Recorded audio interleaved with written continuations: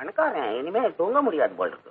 இது ரிஷிகள் பிறந்த நாடு, முனிவர்கள் பிறந்த நாடு. கருப்பு பணத்தை யாரும் தொடக்கூடாது, அதான் நான் சொல்வேன். ஏன் உங்க குரல் குறையுது? நம்ம கிட்ட ஏதாவது கருப்பு பணம் இருக்கா? ஆனா சைத்தான் எங்க கிட்ட இருக்கான்னு மெதுவா கேட்கிறே. நாங்கள் ராஜாக்கள் பரம்பரை எக்கச்சக்கமா சேர்த்து வச்சிருக்காங்க.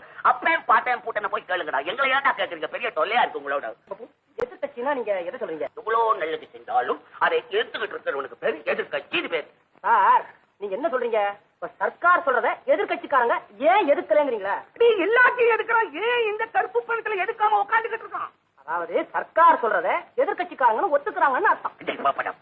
சர்க்கார் செய்யறத ஒத்துக்கிறதுக்கு பேரு எதிர்கட்சியா? என்ன பேக்கி பேசுறேடா பப்பூன்.